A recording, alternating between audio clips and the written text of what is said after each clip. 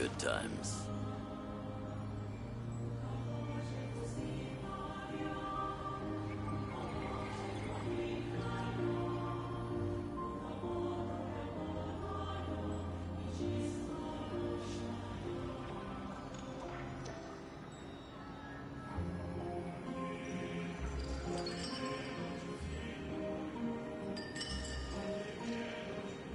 You all miss the good times.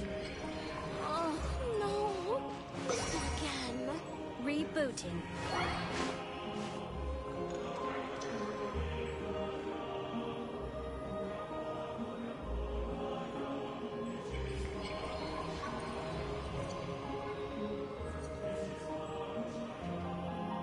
You all miss the good times. Oh, no.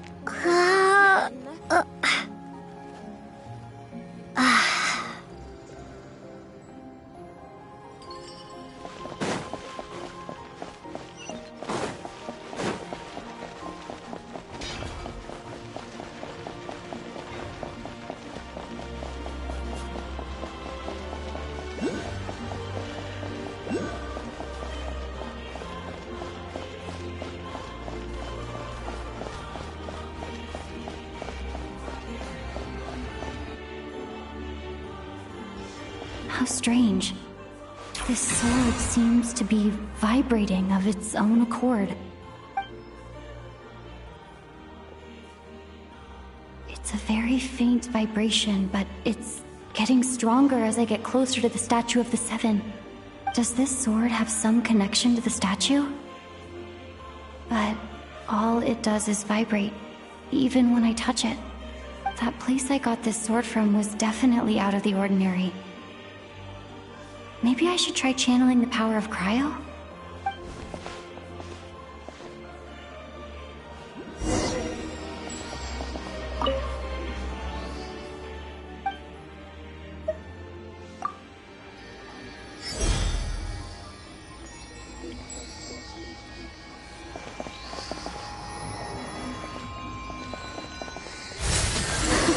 It worked! There really is something special about this sword.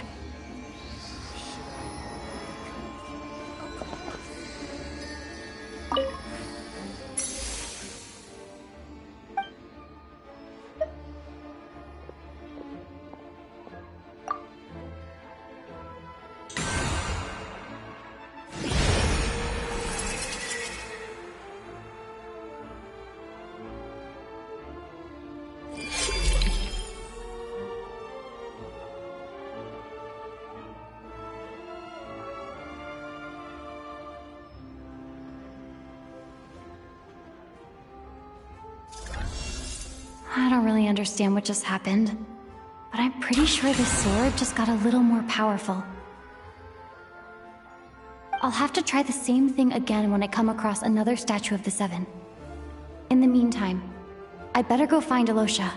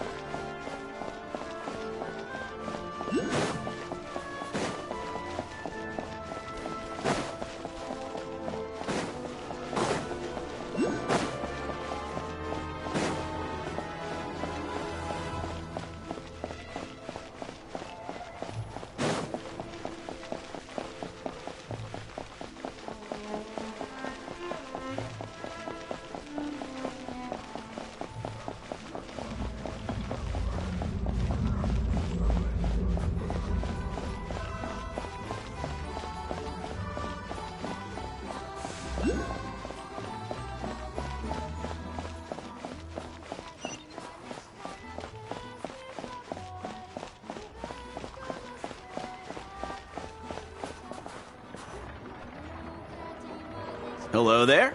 How can I help? Ah, sure thing. Give me a second, I'll go fetch them for you.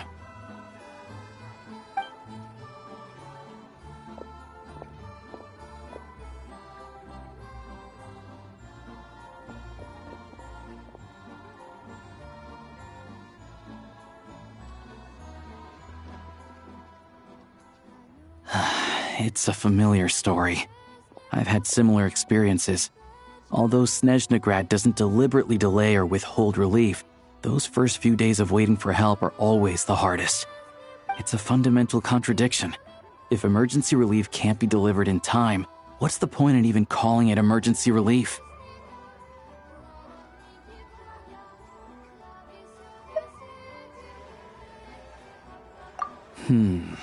Not necessarily.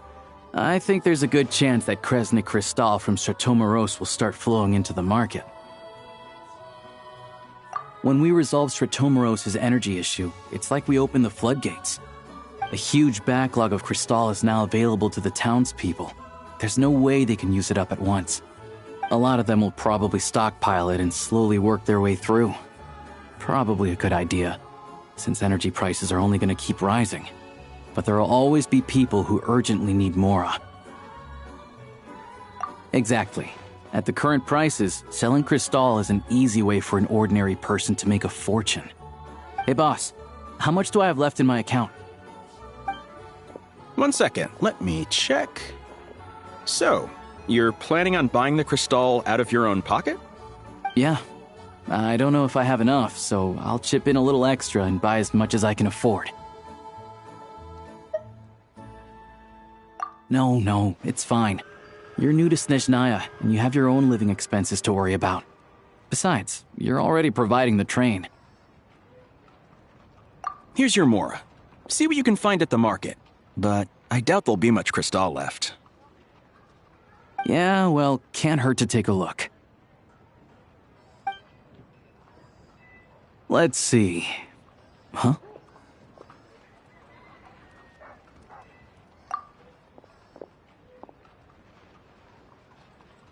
Oh, Alosha, and... Hello? I didn't realize you two knew each other. Yeah, I take on some odd jobs in the city to supplement my hunting income. Sometimes I work as a cleaner or prop hand at the theater where Odette is one of the big stars, so I've met her a few times. When the weather's as bad as this, it's better for a hunter to adapt than to keep looking for game. Yes, and we sometimes need extra help.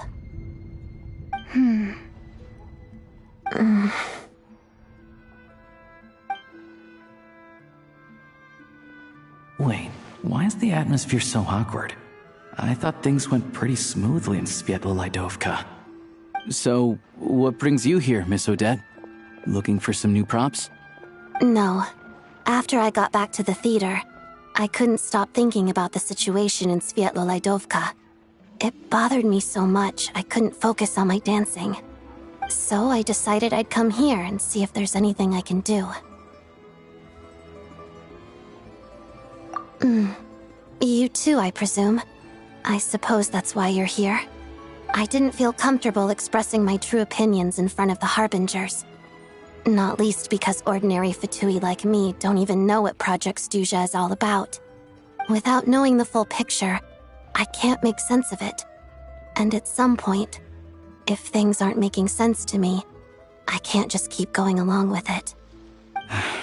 So many people feel the same way. They wish they could do something, but all kinds of reservations hold them back. Explains why groups like the Rokot are springing up to fill the gap. Yes. Well, that's one option. But there are risks to consider with organizations like that. The Fatui does not encourage their activities. Right, because things can get out of hand, and it's hard to hold the right people accountable when they do. I've heard about a few cases like that. Sandrone said Odette was on track to inherit the title of the Fair Lady. If so, she'll be able to find out what Project Stuja is really about. Still, it's probably a little soon to ask her about that. There may be more to the story. What's on your mind? I think we can both agree that no matter which side you're on, it can't stop you from doing the right thing. Where there's a will, there's a way. I know what Rosaline did while she was abroad. You made the right decision, so no hard feelings. So, what's your plan? Oh, we were gonna buy some Crystal. I heard there's some on the market right now. Funny. I had the same idea. In that case, let me pay. I can claim it back as mission expenses. The real issue here is that government relief is behind schedule. Surely it makes more sense for the state to cover these costs than for us to pay out of our own pockets. True. It's a huge expense after all.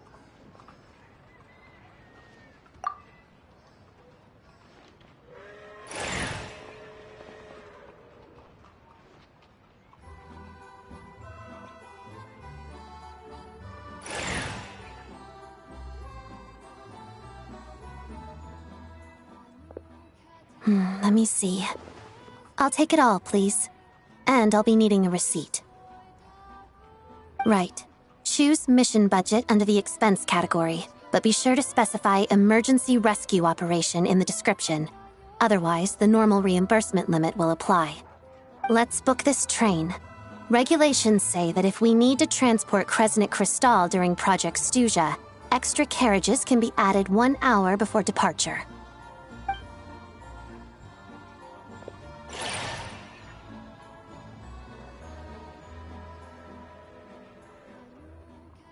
That should do it. The train will be escorted to its destination by Fatui guards. This is my first time seeing you handle Fatui affairs, Miss Odette. It seems you're as skilled an officer as you are a dancer. You flatter me. It's only because I've been doing both my whole life.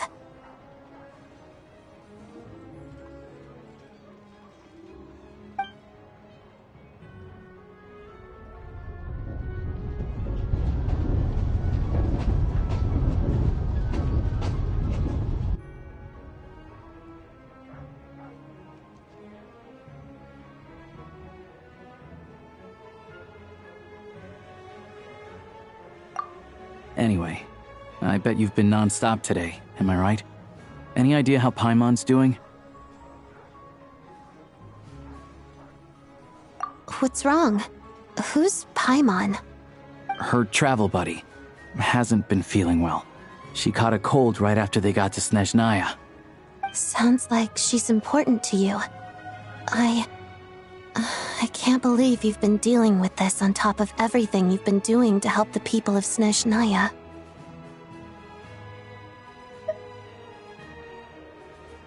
I've got nothing going on right now, so I'll join you. I want to see how she's doing. May I come too? I have some candy that someone gave me back in Svietlo-Lidovka. Plus, I know a little bit about relieving cold symptoms. All right then, let's go.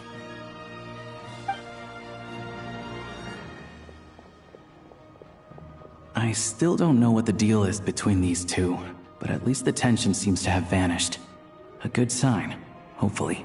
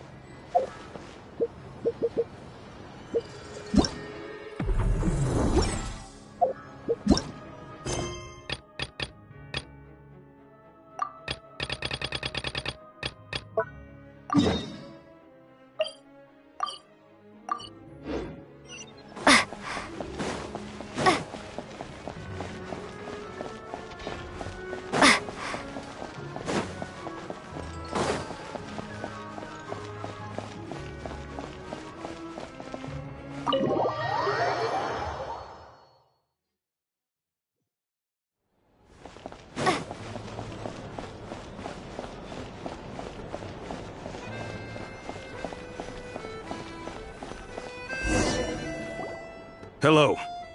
Sorry, but there's a sick person recovering in this room. Can I help you? What happened?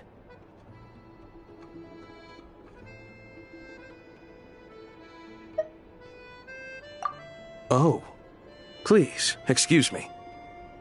Are you the Traveler? Could I take a quick look at your Adventurer Handbook?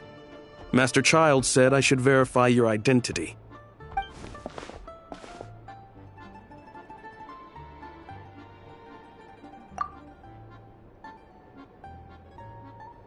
Ah, it's really you.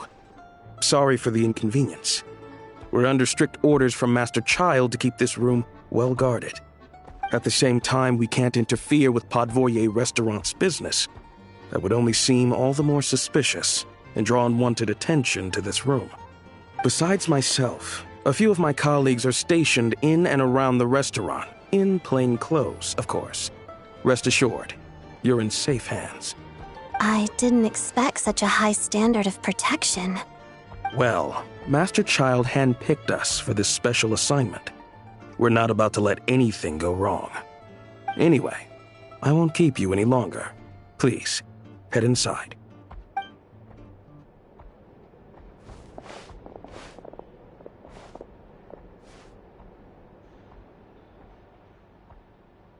Traveler! Alosha, you're back! Oh, hey! Who's our new friend? Hi, I'm Odette. The Traveler and I crossed paths a few times.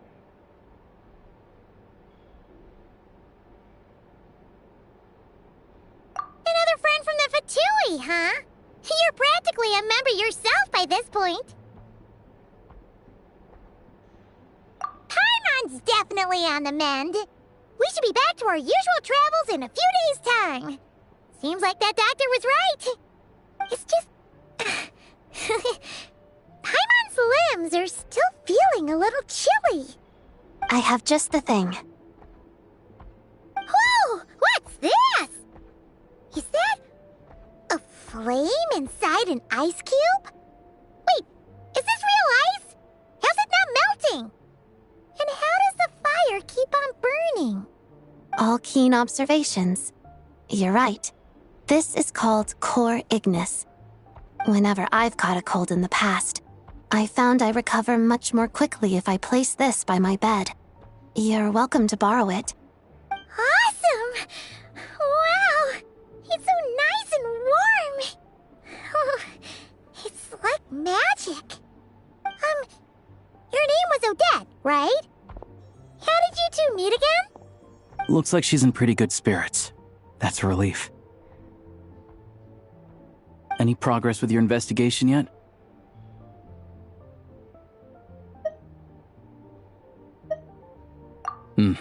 No surprises there, I'm sure.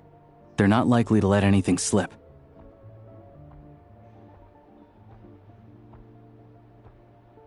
The Rokot, huh?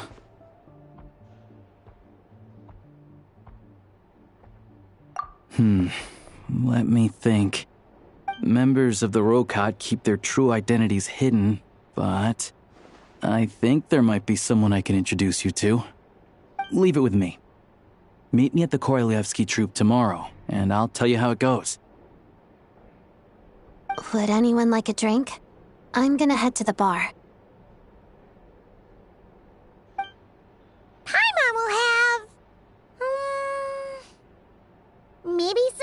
Milk? Yeah. Paimon's in the mood for something warm. Enough with the secret chat, you two. Let's catch up properly in a minute. Paimon wants to know everything that's happened today. It'll be kind of like tabletop troop. No reason why listening to a story can't be an adventure.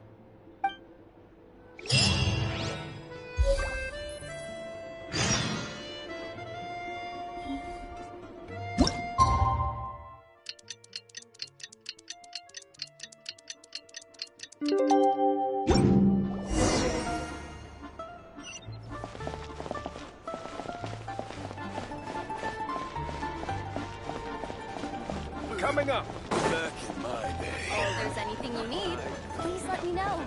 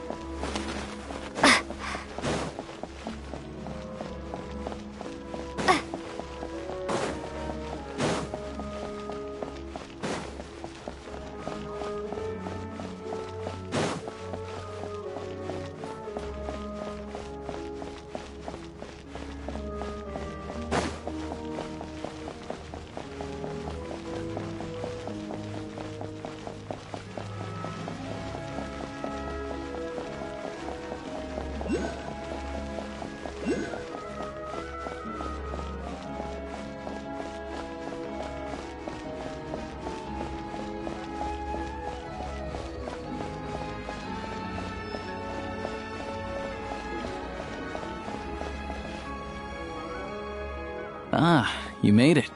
I've got some tickets, and I managed to set something up with the Rokot. It'll have to wait until after the show, though. Happy to stay and watch? I doubt you've seen the Korolyevsky troupe on stage before.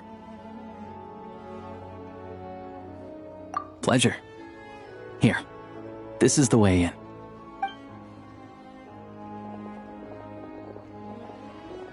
Please present yourself for a routine inspection in accordance with theater regulations. Thank you.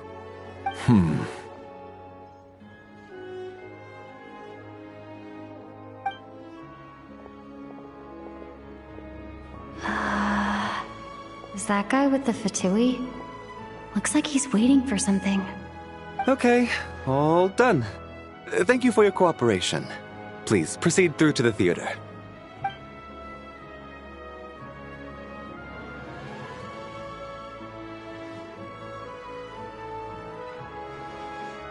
What's up? Everything okay? Snezhnaya's business and political leaders are always passing through here, so it makes sense that security's tight. Still, it's a little unusual to see the Fatui's Armory Palace guard here. You saw him, right? The guy right at the back. Strong, silent type. His name's Valeri. He's part of the Special Assignments Battalion, but I only ever see him here for one thing. To look for a guy named Mitya. Supposedly a researcher, though he never seems to put much time in at the office. The theater is one of his favorite places to hang out when he's playing hooky from work. But that's not for us to worry about. Let's go. The show's about to start.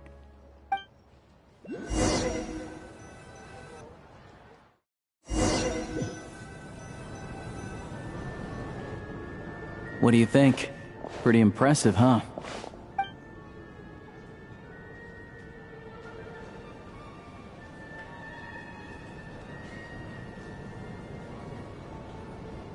Oh, the one in Fontaine? I hear it's iconic. Never seen it for myself, though. Here we are, just in time. Sorry, coming through.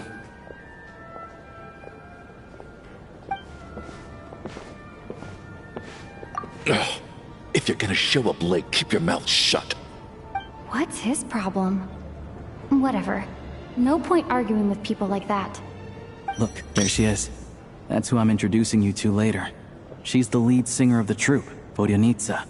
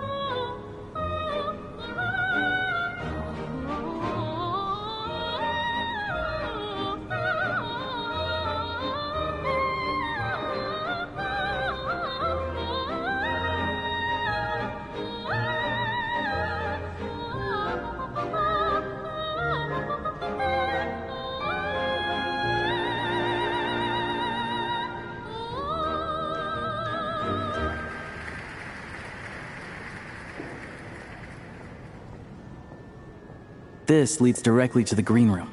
They're expecting us. Vodyanitsa will be waiting for us there.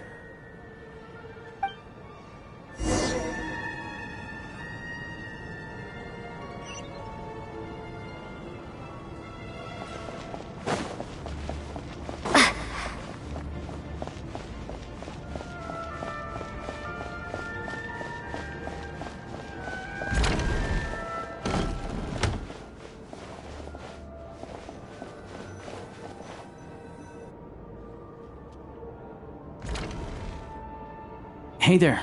Excuse me. Can you believe it? I am so mad right now. Come in. Oh, it's you two. Huh? You know each other? Oh, wait. Is this who you were telling me about? The one you met yesterday and couldn't stop thinking about? I never said that. Yes, you did. Why are you denying it? It was right before I went on that rant about the moody factory owner. Oh, I remember it so clearly. Might I ask what brings you two here? Oh, I just brought her here to see the show. And when it finished, she was full of praise for Vodyanitsa's performance. So I thought I'd try my luck, see if we could get the chance to chat for a bit. Maybe get an autograph?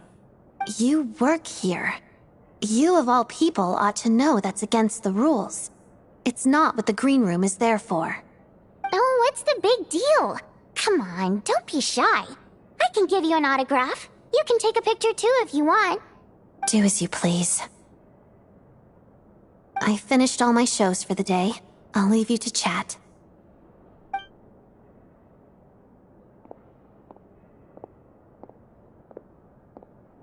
I wasn't making that stuff up, you know. Odette's just too proud to admit it. She thinks very highly of you. And so do I. You did the right thing in Svietloladovka. We're good. Odette's out of earshot. I'll lock the door. Confidentiality, of course. The Rokat is very strict on that. Whoa, Alosha! Not out loud! Not with an outsider here! Relax, I've taken care of it. Look at this. The President's reply sent this morning. Wait, so she's been approved to join? You told me last night that you wanted to get intel from the Rokat. Unfortunately, Rokat intel is only available to members. But ever since you set foot in Snezhnaya, we've been working together. I've seen the way you work, your character, and your motives. Everything about you is perfectly in alignment with what we're trying to achieve in the Rokat.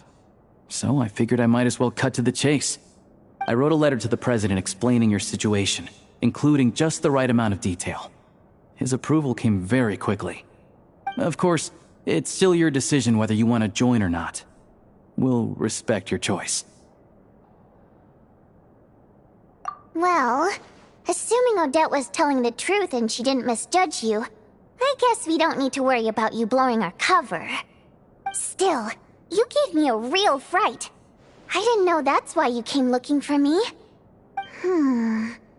So, that stuff you said about admiring my performance, was that just because Odette was here? Did you actually mean it?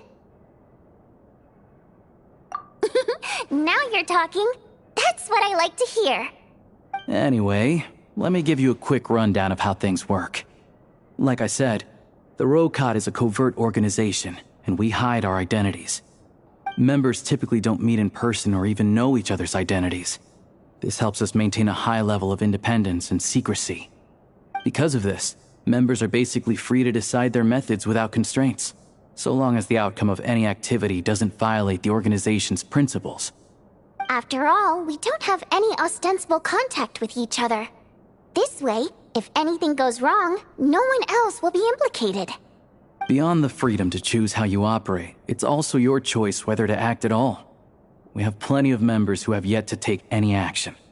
In short, joining the Rokat in and of itself won't place any restrictions on your activity in Snezhnaya. There's a code of conduct you can read if it interests you. But basically, as long as you don't plan on using your anonymity to go around doing evil, You'll be fine. I tried reading it 5 or 6 times. Never made it all the way through. Even the most lackluster script makes for more interesting reading. Great. Then I'll go grab an official application form. Be right back.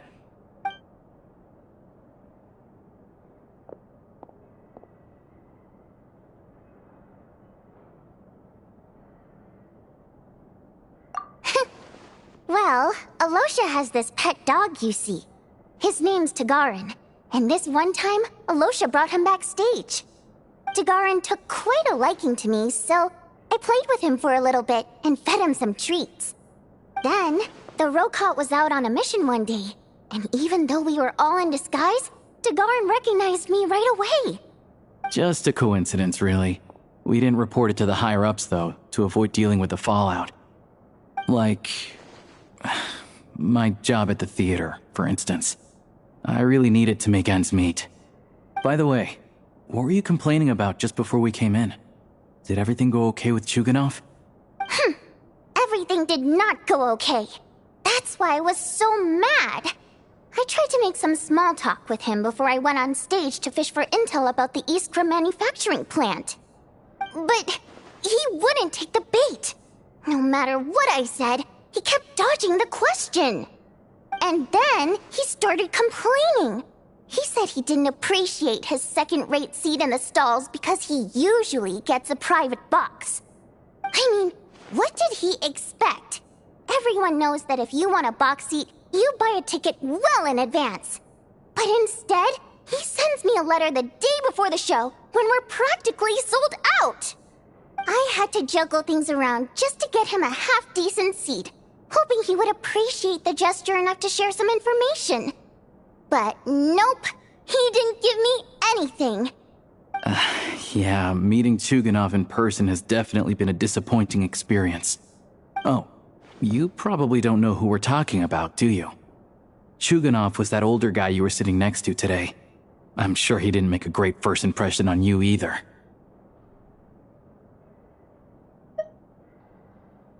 To the citizenry, he's a family man and a kind boss. But our interactions with him tell a very different story. It's one thing to ask for a favor, but he acts like it's his right. He always expects special treatment. Take the ticket situation, for instance. I've actually gotten him a private box in the past. But not only was he not even grateful, now he's acting like I've sold him short this time. Not to mention that he's never paid for a single one of his tickets. And another thing, if he's such a big family man, why doesn't he bring his wife and daughter to see the show once in a while? I've never seen them here, not even once. Calm down, Vodyanitsa. If you won't do it the easy way, we'll have to try the hard way. But first things first, here's your application form. Go ahead and fill it out.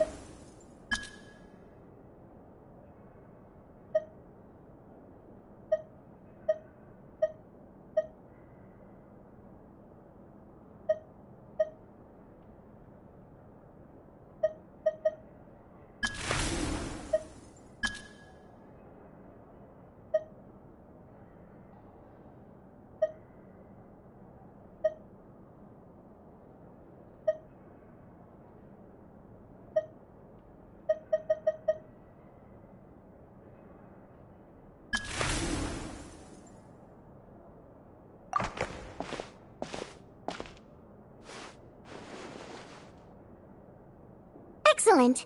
We'll hold on to this for you. All right. Now that we're officially Rokot comrades, I can tell you. Chuganov is is the target of our current operation. Recently, we've done some recon work at the Iskra manufacturing plant, which pretty much confirmed that their energy consumption is way beyond the legal limit. All we need now is some direct evidence to present to the Vetcha, so we can demand that they shut the plant down. That way, the Kresny Crystal can be allocated to where it's needed most.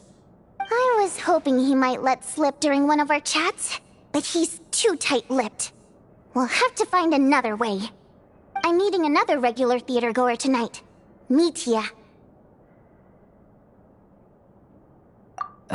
But Valeri's here too, and he's probably looking for Mitya, so he may end up being a no-show. Don't you worry. He must know how to dodge Valeri, or he wouldn't be showing up on time for every performance. Mitya is a renowned energy expert. Although we can't get any direct evidence of the excessive energy consumption at the plant, we can accidentally let the information slip to him. The authorities should take someone like him seriously. So if he starts raising questions about energy use at the Iskra manufacturing plant, there will be a proper investigation. Also, we're not allowed on site, but he has clearance. So all we need is his cooperation. Yeah, so that's the other thing we're trying to figure out. Though I think we're far less likely to make any progress on that front. Still, I hear that Mitya is a bit of a chatterbox. So, who knows? Maybe if we catch him in the right mood, he'll let something slip. What do you think? Sound like something worth your time? Okay, in that case, you guys find a seat somewhere nearby. Pretend you're a couple of buddies there to eat, and keep your ears peeled for useful information. He's a huge fan, so I doubt he'll have his guard up around me. But you two need to be convincing. If he suspects anything at all, he might stop talking. Sure. Don't worry. We'll make a believable pair of buddies. Perfect! You've sold me already. Now, help me tidy this room up a bit before we head out. Okay. What needs tidying? Everything!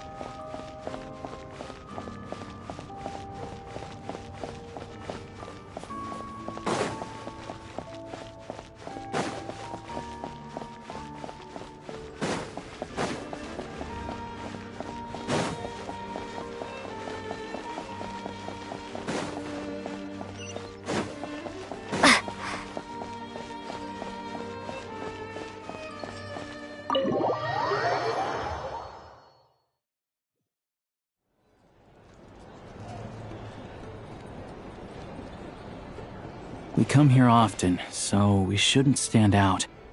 Let's sit here. Now, it's up to Vodyanitsa. Let's see how the conversation goes.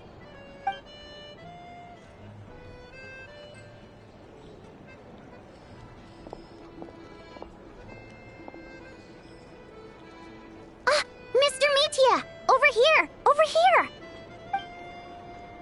Oh, sorry. I got a little held up on my way here. Now we have even less time than we planned.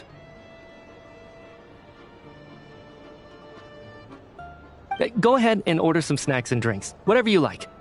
Let me see. According to my schedule, we still have 25 minutes left. You're really pressed for time today, huh? I was imagining this would be a leisurely chat. If you'd prefer, we can always reschedule for another afternoon when you have more time. No need. Getting to meet the lead singer is a very precious opportunity for me. I'm not about to pass it up. I've already had to decline your invitation several times because our schedules rarely align. If I don't grab this chance while it's here, who knows when the next one will come around? Well, it's very kind of you to make time just for me. I'm not too sure, to be honest. But Snezhnaya's full of weird and wonderful things like that, so people tend not to bat an eye. I'm sure the same will go for the Eye of Grey and Paimon. The reason I invited you out for tea and a chat today was to get some feedback from a true fan of the theater. Well, I genuinely have nothing bad to say. No matter how many times I hear you sing, it never gets old. It always seems fresh and new somehow. Maybe it's because the more times I listen, the more details I notice. Or maybe you simply improve with every performance, delivering it better each time. Thank you! I'm delighted to hear that! Could you give me any specific examples? Oh, yeah. The piece you sang today, for example. Beneath the Frozen River? Hey, what's with you? I'm just praising a good performance. I always used to find that such a bleak and lonely song. But the more you listen, the more you realize that it's not as cold and nihilistic as it appears. When you really dig down into it, there's a certain level where you're surprised by the emergence of hope. Wow, I'm impressed. I didn't expect you to pick up on that. Actually, I only tried out that angle after talking with a composer. Still, Beneath the Frozen River wasn't on today's program. Oh, really? But it's a classic. You sing it every time. Almost every time. Oh, well then. Let me say a few words about that other all-time classic, Flying in the Wind from the Mountain Sparrow. I didn't sing that one today either. My voice wasn't quite up to it, so I switched it out at the last minute. Oh, but, Sorry, Mr. Mitya, but you were at the theater today, yes? Of course I was. Remember? I said hello to all the troupe members before the show started. You, Odette, and the others. So what did Odette sing today? Elegy of the Snow-Winged Goose, of course. Correct. I see. You find my singing boring, don't you? That's why you don't remember a single song. Looks like I'll need to cut a few from the program next time. No, that's not it. I swear. All right. I'll be straight with you. I'm sorry. My mind was wandering as you took the stage today. I enjoy watching your shows because the exquisite performances stimulate the mind. It always sparks some inspiration for my research. So, whenever I get stuck at work, I come to the theater for a change of pace. Odette's dance during the Elegy of the Snow-Winged Goose today was simply incredible. It got me wondering what she's been going through recently. That look of sheer defiance in the face of utter tragedy? It was so inspiring. I started scribbling in my notebook right away. Not that I made a ton of progress in the grand scheme of things, but I still think it was productive. By the time I snapped out of it, the entire show had finished. So what you're saying is, you didn't listen to my singing at all? Unfortunately not. I'm sorry, I don't know which is more disrespectful. The fact that I don't always come for the show itself, or the fact that I missed your performance. Seems like things are getting a little awkward. Mitya just stepped into a conversational minefield. If there's one thing Vodyanica doesn't like, it's people who show disrespect for her performance. This meeting was so hard to set up. Don't tell me it's already falling apart. It's fine. I suppose this is affirming in its own way. At least, it shows that our performance really touches people's hearts, right? Don't let it bother you. It certainly doesn't bother me. She's showing a lot of restraint. Well, I'll be sure to let Odette know how much you adored her performance. Please don't say that. I always love your performances too. It's just that inspiration struck at the wrong time today. I'm usually all ears. I know, I can tell. That's why I value your opinion. I'm sure some people can't stand it when others praise their coworkers right to their face, but not me. No, sir. Fair enough. I still feel kinda bad, though. But you know what I really can't stand? People who only show up to the theater to pretend that they're cultured. Makes me sick to my stomach. Oh, yeah, 100%. There are too many of those people around. By the time they're walking out the door, they've forgotten all about the show. What's wrong? You look furious. I don't know if you've heard about the boss of the Iskra manufacturing plant. He isn't even a theater investor, but he always demands the same privileges as actual investors. Box tickets only, premium drinks, even the right to request specific songs. Well played, Vodyanitsa. Seems like she's harnessing her rage to steer the conversation back on track. Now that you mention it, I've interacted with that guy before. I gotta say, everyone holds him up as an example of a benevolent businessman, but I don't know. I don't see it. Yeah, he couldn't care less about what's happening on stage. He's just there to flaunt his social status. I hate that I have to prepare programs for guys like that. What's the big deal with that factory he runs anyway? I asked around a bit and heard some pretty shocking stories. Sounds like he's just another greedy capitalist. Oh, really? Yep, the things people are saying are pretty damning. Low wages, insanely long working hours, equipment running around the clock. And as if that's not bad enough, he also strictly forbids his employees from giving any kind of interview. Project Stuja has now been extended so many times, we're at the point where crystal rations for the common folk are barely enough to survive on. Yet he even wants to get his greedy hands on them just to boost his own profits. If the rumors are true, he's in serious violation of the law. Interesting. So you've heard about it too. What? So it's really true? Who knows? I've only heard the same rumors you have. But there's no smoke without fire. The Rooster's been coming down on us hard lately, demanding that we track and trace every single batch of Crystal. My coworkers in the Department of Energy have been tearing their hair out over it. The Rooster? I didn't realize he cared that much. Yeah. Even though there are no restrictions on Crystal trading, the poor will wind up freezing to death if we let the rich buy as much as they want. That's clearly unfair. Looks like we'll need to arrange an investigation into the Iskra manufacturing plant as soon as possible. I never knew you kept up with current affairs beyond the theater, Miss Vodyanitsa. You really have a heart for the common person. Most Fae in your position have long been indifferent to the plight of humans. Well, those of us who choose to live in human cities are naturally going to pay attention to any significant upheaval. Isn't the Rooster a Fae himself? I'm just surprised to learn that even someone with as much experience as him is getting so stressed out over Project Stuja. What is the end goal of this project anyway? This is it. We're finally going there. I'm sure Mitya can sense on some level that she's fishing for information. But since their conversation is so relaxed, he might just let something slip. It's stressing me out too. If I'd only made better progress with my research, things wouldn't have dragged on this long. Oh, so your work is related to Project Stuja? That's right.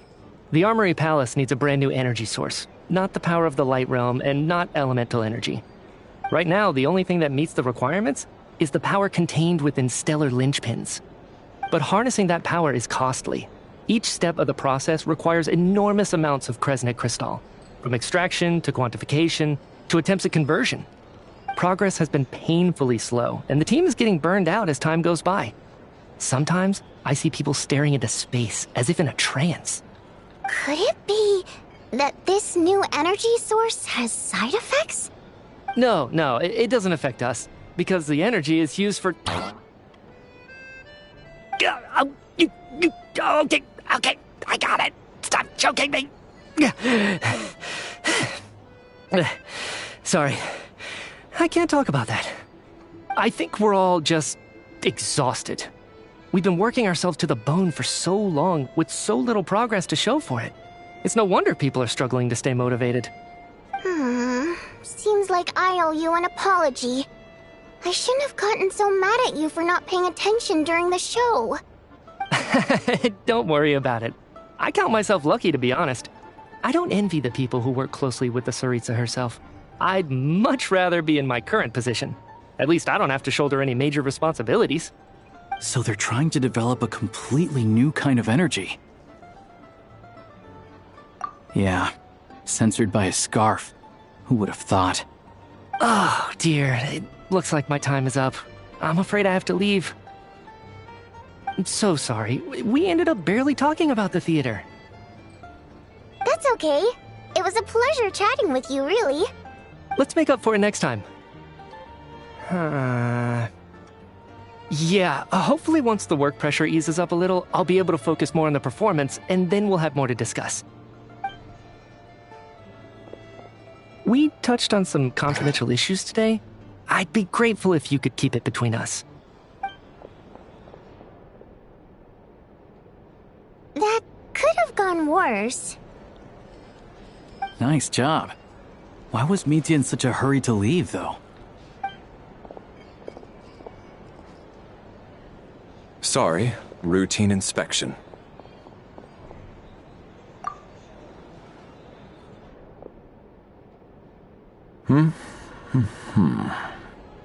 Okay, let's go. So he wasn't rushing to get back to work. He must have calculated that Valeri would find him here in exactly 25 minutes. That's frighteningly accurate.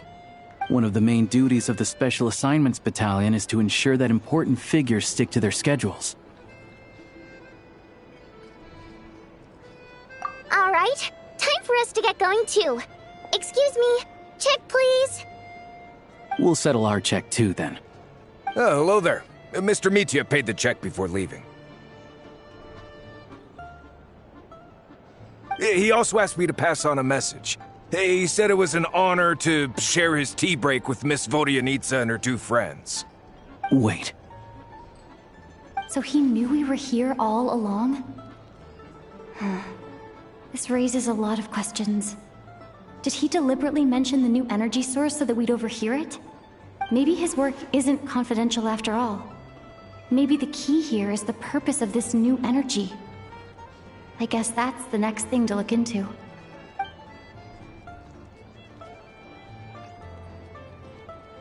Vodyanitsa and Alosha have both left. Time to head back and call it a day.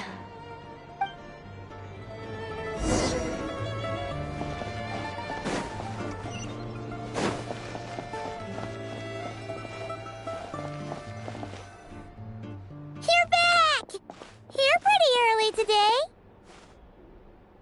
Paimon was just gonna mention that. After she woke up today, Paimon felt like her temperature was completely back to normal. But her strength still hasn't returned. Still, there's some good news. Paimon thinks she might have figured out the source of the problem. It's like there's some kind of mysterious power affecting Paimon. Paimon's never felt this way before during any of her travels. She only started feeling this way since we arrived in Snezhnaya. That's right. The Armory Palace needs a brand new energy source. Could that have something to do with this? What is it? You're making that face again. You know, the one you get whenever you have a light bulb moment?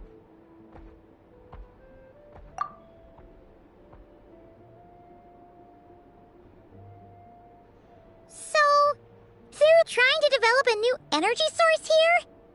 And you think that might be why Paimon's feeling unwell?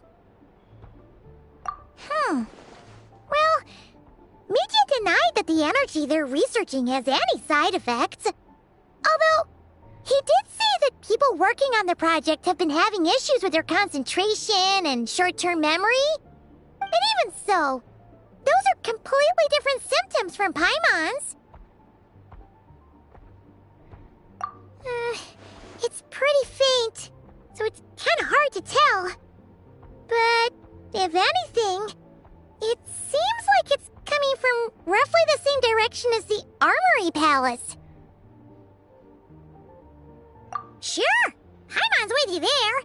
But how, though? The Rokat only has a limited amount of intel. Oh, great point! They argue about Project Stuja every day. If we could sit in on one of their sessions, we might pick up some new leads. Good idea! Oh yeah, while you were out, Paimon tried all the yummiest looking desserts in the Potpourri restaurant.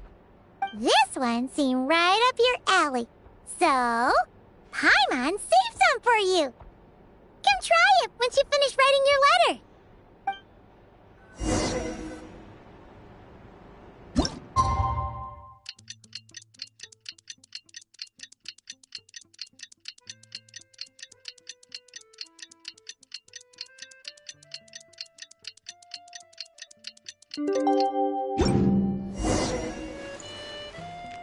Alosha replied. He says that we won't be able to speak at the Vetcha, but he can arrange for us to attend as visitors. Time to get ready. Then head to the Snezhnograd Vetcha.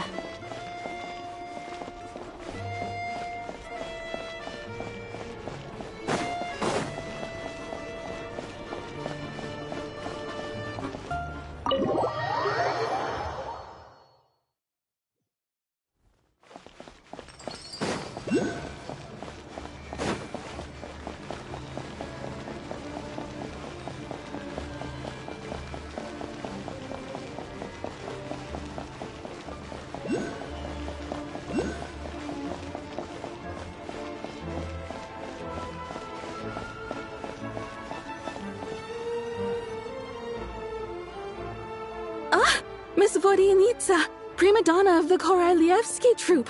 What a surprise meeting you here. Will you be sitting in on a session of the Vetcha? Sorry, I'm not taking interviews today. Oh good, you're here. The session's about to begin. Let's get inside. Please wait, Miss Vodyanitsa. Could you introduce me to your new friend?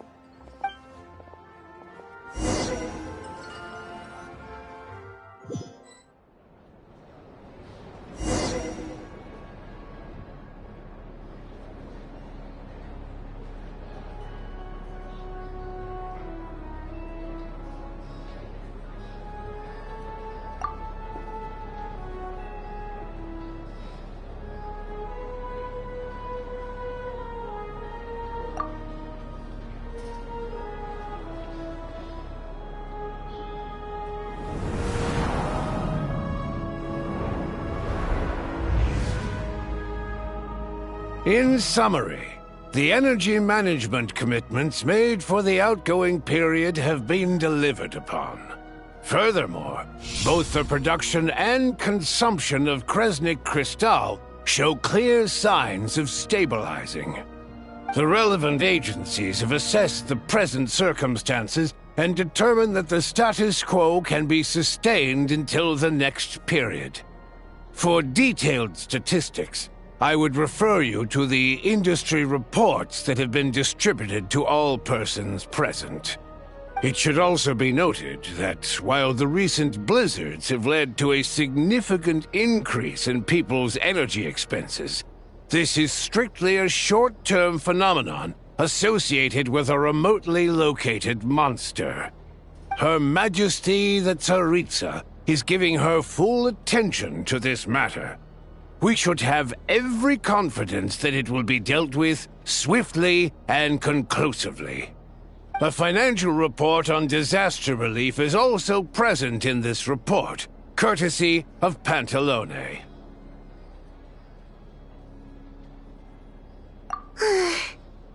cover the same old ground every single time.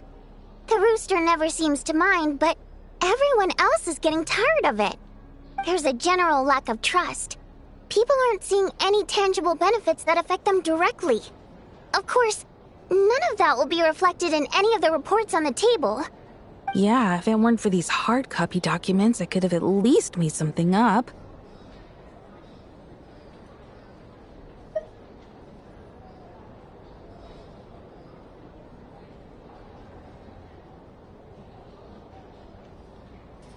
Oh, don't mind me. I'm just out here trying to hit my interview quotas. Bring out the kvass. Ever read it? Best-selling newspaper in town. If I remember correctly, you guys don't even have a sales permit. You have to sell from stalls on the street. Okay then, best-selling street stall newspaper in town. Still counts.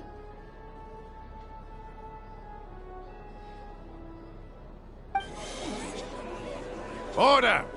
We will now open the floor to the representatives.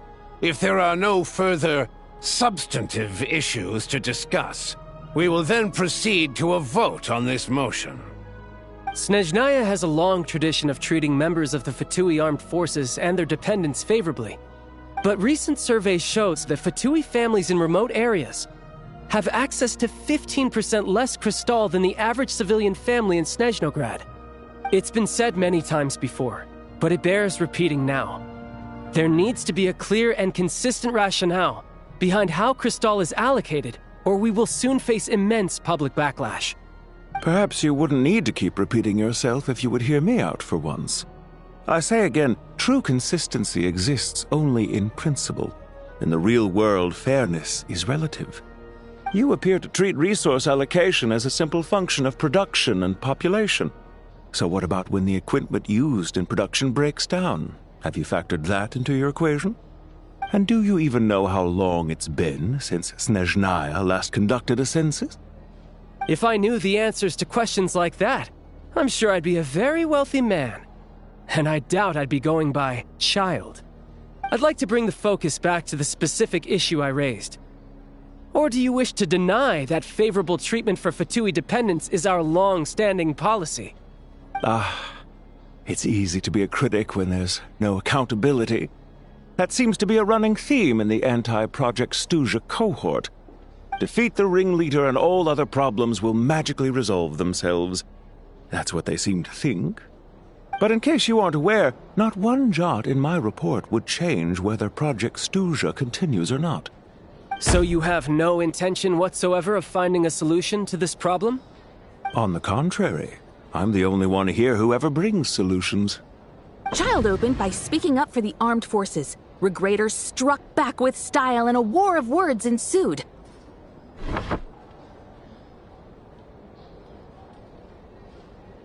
Our reporter was live on the scene to get the audience's reaction as it all unfolded.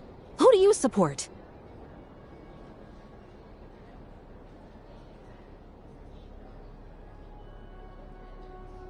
The people have spoken! Child received raucous applause from the crowd as he pushed Regrator onto his back foot with a relentless barrage of questions. It had to be seen to be believed. Now you see why they don't have a sales permit. However this reporter wants to spin things, I haven't forgotten that Tartaglia was representing the Northland Bank when we first met in Liyue. So, surely their relationship can't always have been this strained. You two are getting off topic. Let's focus on what the data is saying. Mr. Pantalone, may I speak on your behalf? Oh, please do. I'm more than happy to save my breath. Crystal distribution policy undergoes modifications with each new period. The ultimate goal being to find the most reasonable method of allocation, which I believe is what Mr. Tartaglia also seeks. But I fear many may have been misled on this topic by extremist activists. To clarify, Project Stuja is not the root cause of the problem. It is merely a framework for resource distribution.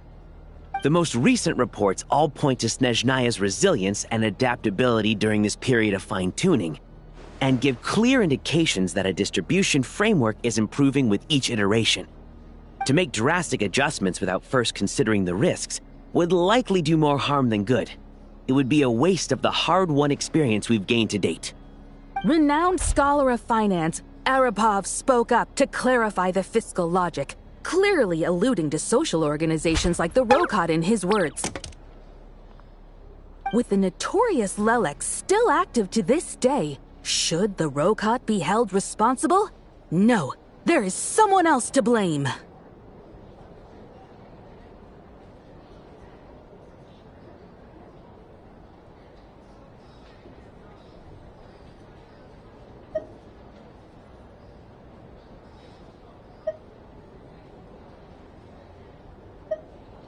She's just rephrasing what Mr. Pantalone said. The Rokot are the critics he accuses of taking no responsibility for their actions. As for Lilac, you won't have heard of him yet. He's currently the most famous member of the Rokot. Well, more like infamous. Ending Project Stuja has become an obsession for him. Unlike the more decent ones among us, he believes that votes in the Vetcha are all that matter.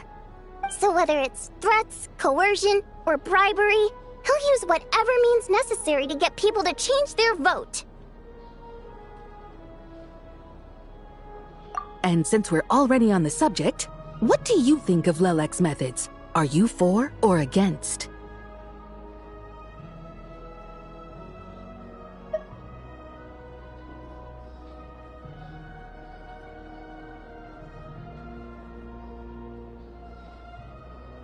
Well, whatever the story is, his actions benefit us all. We stand with Lelec. At least someone here wants to take this discussion seriously. I've been considering that issue myself. What you really need is more precise regional data, right? I think it would be easiest to let the Fatui handle it, since they're already in charge of Crystal shipments anyway. We may as well get them to collect some data while they're at it. Whatever you need, you can ask the Fatui to look into it for you. In terms of supervision, I think the Druzhna would be a good fit. I had hoped to discuss this with Miss Vesna, but sadly, she's not present. I will be happy to take a note of your suggestions and present them to Commander Vesna for a decision upon her return. The Commander has always taken a keen interest in Project Stuja. However, given the Druzhna's demanding workload, I'm afraid it may prove difficult for them to provide any practical support. Let us refrain from jumping to conclusions until a concrete and actionable plan is in place. My apologies, Lord Rooster. There are numerous issues to address here, including manpower, time sensitivity, and reporting lines. Nevertheless, I support drafting a proposal. Follow the usual procedure, and it can be raised as a new motion for all parties to evaluate at the appropriate time. In that case, I'd like to share one thought before the proposal is drafted. The issue of time sensitivity was raised just now, which I presume relates to the official reports. In fact, the Energy Commission already collects regular statistics on each urban center and its surrounding area. Would these be of any use? That's a good idea. I read every issue of Sviet-Lolaidovka's report, and although my focus is mostly on the section about equipment operation, the energy consumption statistics also yield a lot of insights. Be that as it may, does no one see an issue with using local data to determine Crystal quotas? In the long term, it seems like a very risky solution. Not if they are used purely for reference. So long as we have the report from the Northland Bank's headquarters to corroborate it, no one will be able to fool me. Very well, then. It appears that this arrangement is acceptable to all parties. Yeah, sounds good to me. The members reached a provisional consensus on the issue of improving treatment for Fatui soldiers.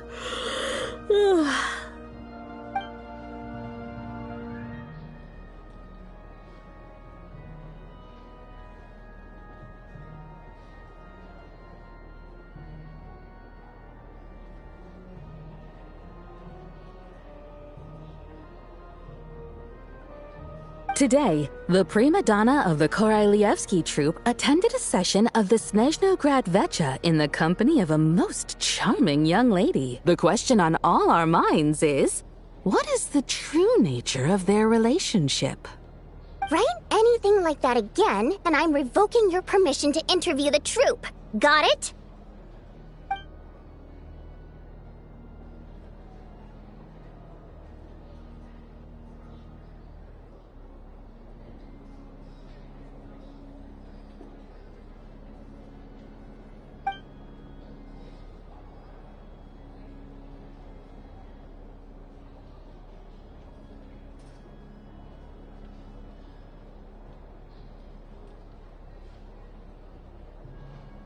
Now then, if there are no further contributions from those present, we shall proceed to the final vote. Hey, check it out! What made him vote against? Why now?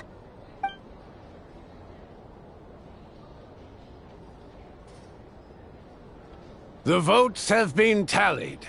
Those in favor of continuing Project Stuja total 61%, securing a clear majority. That was too close. The margin has shrunk yet again. Chuganov was a huge loss. I'll bet Lelek is behind this. I wonder how Pulcinella will respond this time. Chuganov. I see. Lelek strikes again. Yes, go, Lelek. Once Project Stuja is defeated, our unwavering support at Bring Out the Kvass will finally pay off when we make our comeback. I can taste our victory already! In accordance with the result of this vote, Project Stuja will remain in effect until the next Vecha period. Finally, may I remind us all, we debate only for the greater glory and solidarity of our nation. May the aurora shine ever on, and the tundra always stand firm. The session is concluded.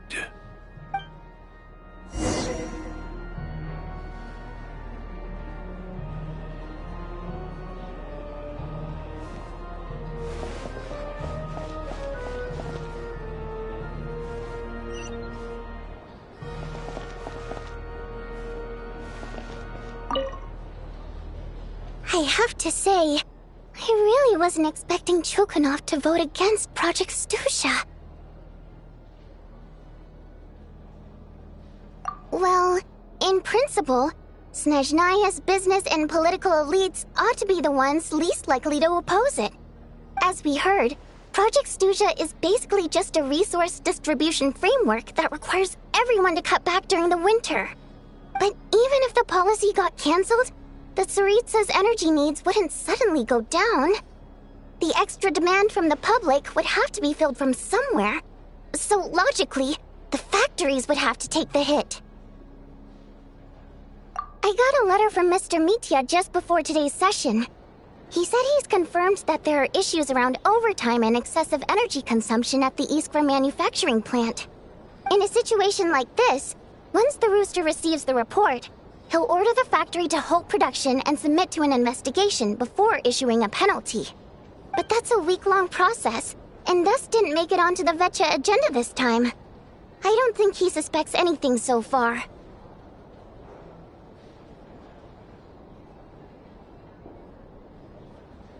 Exactly. And as you know, he's a very selfish person. I was originally gonna try and flip him after he received notice of the official sanctions. My plan was to convince him that the whole thing was completely unfair. Rather than just sit back and take the hit while his factory stopped production, he'd be better off voting to end Project Stuja. At least that way, no one else would be able to make any money either, because all the factories would suddenly have more limited energy to work with. But now, he's already voted against it, which means someone must have used more forceful means to change his vote. Just like with everyone else who flipped. Yeah, no one knows why Lelek is so obsessed with ending Project Stuja, but by the looks of it, he's inching closer and closer to success. Lelek must have strong motivations, given how he'll stop at nothing to achieve his goal.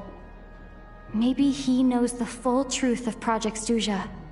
Maybe my next step should be to focus on him.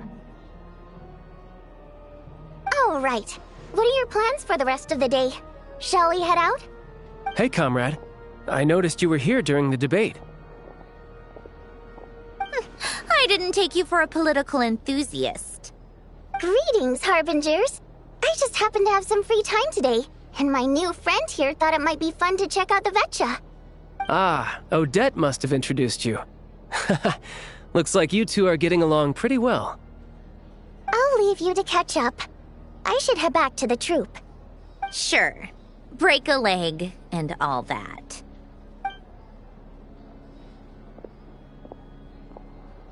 Thought it might be fun to check out the Vetcha, did you?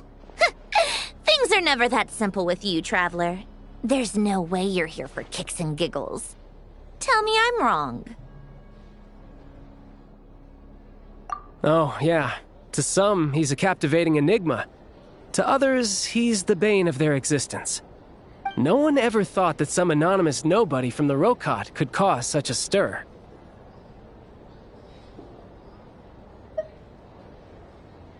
Huh? You want to look into Lelik? Then I'm sure his days of anonymity are numbered. What do you think, Sandrone? Fine by me, I guess. If the Traveler actually manages to expose Lelik, it'll be doing Pulcinella a favor. In return, it seems fair to let her in on what we've learned so far. My thoughts exactly. Sharing is caring, after all. Head back to Glupov and grab the files on Lelik. It's easier to just pull the records than go through the rigmarole of getting the Traveler a visitor's permit. As you command, child, sir.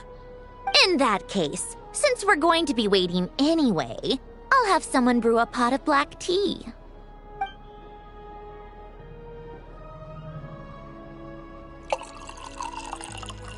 One common thread among the many incidents Lelik has been involved in is that the victims are all too scared to share any real information about him. Clearly, he must have threatened them in some way. His modus operandi is to silently infiltrate the scene and leave a threatening letter behind. But neither the letters nor the crime scenes ever yield any clues to his identity. So all these files have to offer are short statements by the people affected. They don't give us a lot to go on. If nothing else, it shows we're dealing with a trained professional who's versed in counter-surveillance. Yes, and to that point, he often strikes in highly secure locations. The victims are high-ranking and influential people who take their personal security very seriously. Somehow, Lelik slips right into their rooms without making a sound. There's never any eyewitnesses, nor the slightest trace of a break-in. If he can get in and out undetected, it means he can strike without warning. Not that that's ever happened so far, but the thought is enough to scare these people sleepless. It's hard to believe that a human being could pull this off flawlessly every time, so they switched the focus of the investigation to Faye. Unfortunately, no one's found anything yet. Careful, don't underestimate me. Although truth be told, I'd probably find it hard not to blow my cover. Direct confrontation is more my style. We haven't ruled out the possibility of Lelik being human. It's just, there can only be a handful of people in all of Teyvat who'd fit the profile. Faye, on the other hand, plenty would have the ability, but few would have the motive.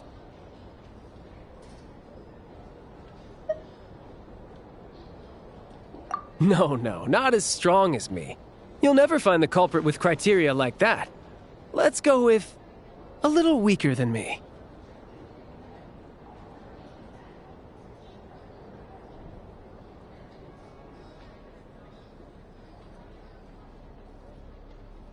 Oh, you hit me right where it hurts. I'll admit, he's strong and meticulous. But can we at least limit this to candidates who have something to do with Snezhnaya? She's just trying to find a reference point. Stop getting fixated on who's stronger than who. But that's the most important thing. In my opinion, anyway.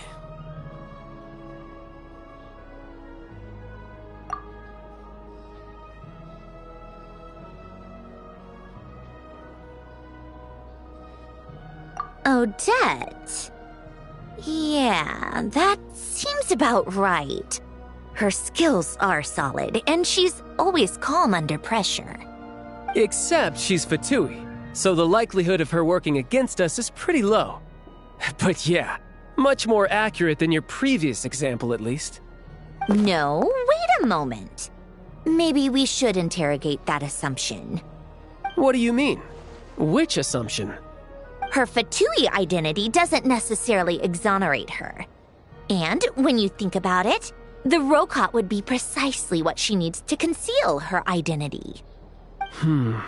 Plus, she wouldn't need to be such a pro at covering her tracks. She'd already know where the Fatui will be and when, so she could choose the perfect time to act. Oh, yikes. I was just thinking out loud. Why is this starting to sound like such a convincing theory? Still, what reason could Odette possibly have for trying to call off Project Stuja? Arlecchino would be the best person to ask. She knows Odette best. Unfortunately, she isn't back yet. Rosaline used to open up to her in private about her struggles with Odette. As I'm sure you can imagine, Arlecchino is quite a lot better with children than Rosaline was. She gave her some tips on how to handle the situation, and Rosaline managed to reach a settlement with Odette before leaving. So I suppose there were at least no lifelong regrets left behind. Beyond that, I don't know the details about that side of things. But I do know that Odette definitely has a motive to hold a grudge against Project Stuja. The reason being, her father passed away during the early stages of the project. That was back before it had been named Project Stuja, when things were still being worked out. But in essence, it's remained the same ever since. Huh. The more you know. Rosaline was always so self-centered. I never understood why she started paying so much attention to Odette. Is that such a surprise? If you cast your mind back, you may remember that Rosaline and I weren't exactly close. We had tea together a few times, but that was about it. Odette's past is no secret. Her father was a Fatus and her mother was a very famous ballerina. On the surface, it looks like she followed right in her parents' footsteps. But the truth is quite a different story. After her father passed away on a mission, her mother was overcome with grief. She broke her leg during a performance and could never dance again. Odette was only interested in ballet at the time, but this tragedy left the family with both breadwinners gone. They could barely make ends meet. Per Capitano's policy, family members of Fatui who died in the line of duty had to be appropriately accommodated and provided with adequate assistance. So, regardless of how Rosaline may have felt about it, it fell to her to resolve the issue of Odette's family's livelihood. In the end, the solution they agreed upon was to have Odette join the Fatui. Right, because the alternative would have been a one-off compensation payment, I guess. In that sense, joining up was definitely the better option. Still, she must have had mixed feelings about it, right? If she doesn't even like the Fatui. It's just a theory, a possibility. But as a motive for Odette to become Lelik, it holds up.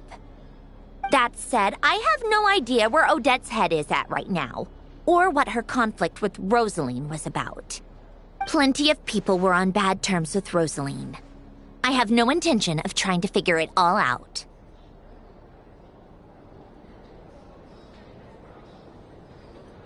Yes, but there's not much point in discussing that now. Yeah, back to Lelik. Since our investigations so far have turned up next to nothing, we've got nothing to lose by trying a new angle. Funnily enough, Tonya and I had actually made plans to go to the theater tomorrow to watch Odette's rehearsal. Unfortunately, thanks to this Lelik situation, I'll be stuck working overtime again. Which means you can go in my place. No point wasting the ticket. Plus, you'll get to meet Tonya. Spirit Seeker. Quite the classic ballet. It was passed down through Odette's mother's family for generations, though it hasn't been performed in years. But Odette's been practicing it diligently, and it's finally ready for a return to the stage. Excitement is through the roof. Tickets for the official performance sold out long ago. Tonya's excited for it too. She's desperate to see it no matter what. Personally, It's not really my kind of thing, but since she's my little sister, I had to figure something out. I've actually seen it several times before. The story's pretty straightforward. The lead character follows a trail of clues left behind by a spirit, gradually recovering her memories along the way. It's a tale of love and regret. So not exactly reinventing the wheel, at least by today's standards. But when that classic melody kicks in and the lead character begins to dance, it always gets me. It really is beautiful. Not an easy dance to do justice to, though. I know it's always been Odette's dream to perform this piece, but I'm not sure she's really ready. In that case, I think that even if she is Lelik, we should wait until her performance is over before we respond. I'll let you take it from here, comrade.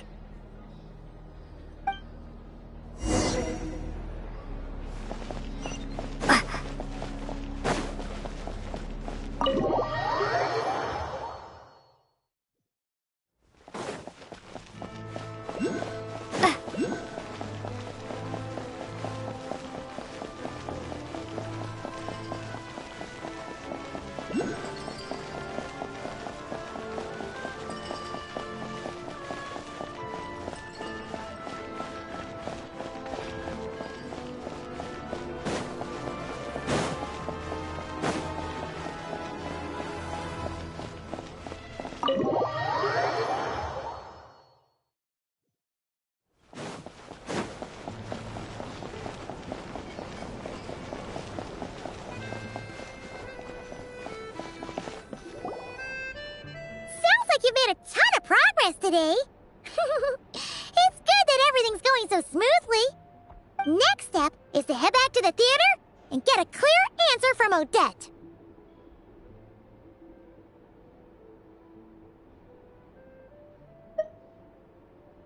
Either way, Paimon doesn't get the sense that she's a bad person. Sure, she might have done some pretty extreme things, but Paimon bet she has her reasons. Maybe this is going too far, but like, with everything she's managed to do so far, wouldn't it make more sense in theory to be even more, you know, heavy-handed? Why leave a letter when she could, well, we know there are plenty of other ways to keep people in line, right? The point is, she could have gone further, but she didn't. So, if it is her, she's got some principles at least. Yeah! Well, all you can do is follow the facts wherever they lead. No change, really. But that thing Paimon told you about yesterday? Paimon feels like she can sense it more clearly now. Oh, hearing you talk about your day makes Paimon itch for an adventure. If only she could be there with you so we could experience it all together. Yeah, I wish you could be there too. I'm not used to adventuring alone. But don't worry, we'll get to the bottom of this. Guess it's just one of those things. Never mind. Paimon will behave herself and keep resting.